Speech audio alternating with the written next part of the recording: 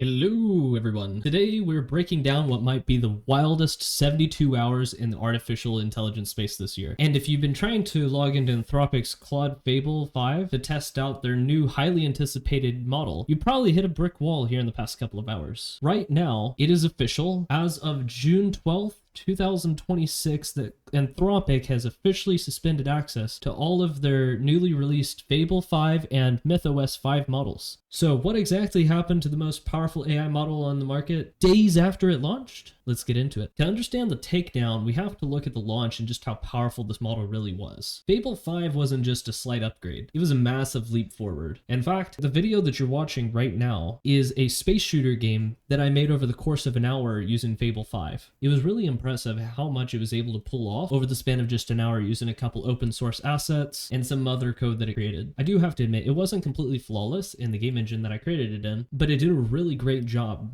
So this was truly a remarkable feat for Claude. But the things that I did with it did not even pale in comparison to with what some of the community did. One user managed to get Fable 5 to recreate a fully functional Minecraft clone entirely in HTML. It had terrain navigation, block placement, truly remarkable. Another really notable project that I had seen come out as well was there was a project called World of Claudecraft. I'm showing some footage here from their GitHub page that they've put out for a trailer for this game. It's truly remarkable what they were able to accomplish within just 2 days. And so essentially what Fable did was it took some open source and free 3D assets, and then it built the game with 9 playable classes, gear progression, and a barrage of quests. It burned through about 90% of their max tier API plan, which is $200 if you subscribe on Anthropic's website for the 20x plan. But the extreme capabilities of this model actually ranges beyond just video game creation. The problem was that this model was originally known for its cybersecurity perks.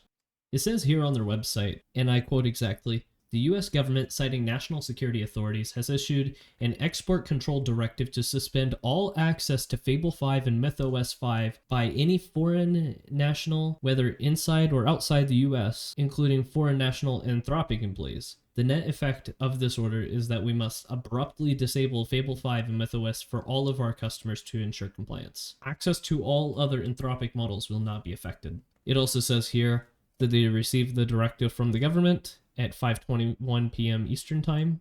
They also state that the government believes that they've become aware of a method of bypassing or even jailbreaking Fable 5. And if this is true, then that's a really big deal, because Fable 5 was supposed to be a more stable version of MythOS 5. It says later on in their post, "We have instituted strong safeguards that greatly reduce the likelihood that Fable is misused for tasks related to cybersecurity, amongst others. In fact, our safeguards are so strong that many users have complained that they are overly broad."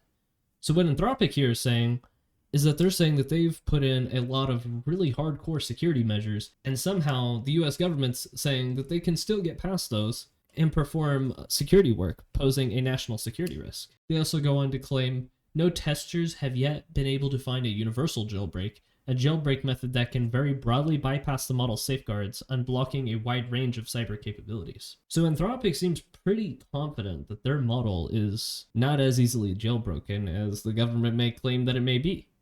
But then they also go on to say this though, "We suspect that the perfect jailbreak resistance is not currently possible for any model provider.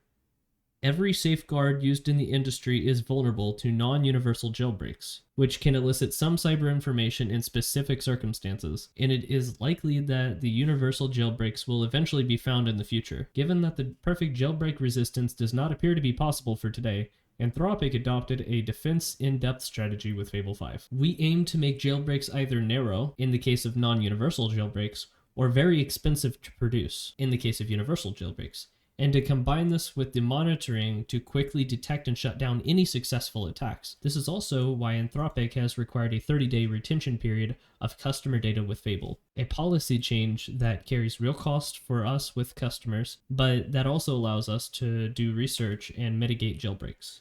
They also go on to say here, "To date, the government has only given us verbal evidence of potential narrow non-universal jailbreak, which essentially consists of asking the model to read a specific codebase and fix any software flaws. Our understanding is that one potential jailbreak was shared with the government. We have reviewed a report that we believe is the basis of the government's directive and validated that the level of capability displayed there is widely available from other models, including OpenAI's GPT 5.5 and is used every day by the defenders who keep systems safe. We'll share more details over the next 24 hours. So Anthropic still has more information on this, and they're also claiming here the capabilities of the supposedly jailbroken cybersecurity incident is also available in GPT's 5.5.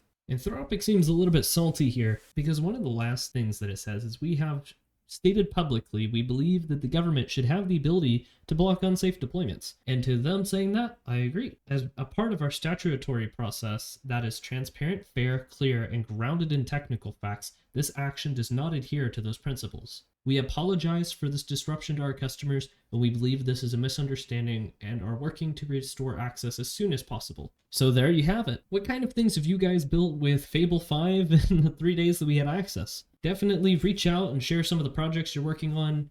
Hopefully we can get Anthropic's Fable 5 back on Monday.